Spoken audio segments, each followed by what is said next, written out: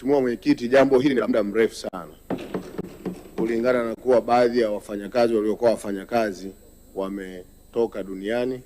Je, ni lini sasa serikali itawalipa hawa wafanyakazi ili wapate amani na ile haki yao? Swali la kwanza. Swali la pili, katika ule mgodi wa Kiwira kuna kampuni inaitwa CMG ambayo ilipewa kazi ya kuendelea kuchimba maeneo yale.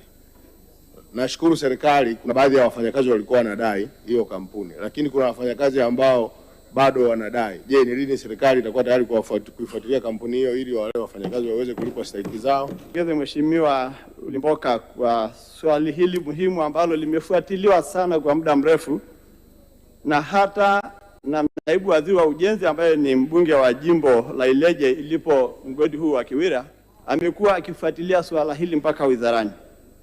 Na kama nilivyojibu kwenye majibu ya swali la msingi, uhakiki wote umeshafanywa.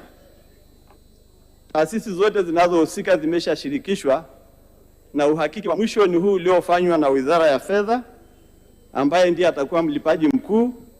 Na sasa hatua iliyobaki ni taratibu za makusanyo ya serikali na taratibu za kulipa madeni, kwa sababu wananchi hawa wameshabainishwa. Na nimhakikishie Mheshimiwa mbunge kwamba katika kipindi kisicho kirefu, pengine ndani ya mwaka huu wa fedha au katika bajeti tunayopitisha, hili deni linakwenda kumalizwa, kwa sababu serikali imelitia katika orodha ya madeni ya serikali ambayo ni lazima yalipwe. Kwa swali lake la pili, huyu mkandarasi anaitwa CMJ ambaye alikuwa anatoa huduma kwenye migodi ya Kiwira kuwatolea shirika letu la madini la taifa, yani STAMICO, alipokuwa anaondoka kwenye ile site akaacha madeni, STAMICO walimfuatilia hakikishwa kwamba analipa madeni ya wafanyakazi waliokuwa wanawatumia, ambao wengi walikuwa ni vibarua na wapiga kura wa Mheshimiwa mbunge. Hongera sana kwa kuwatetea.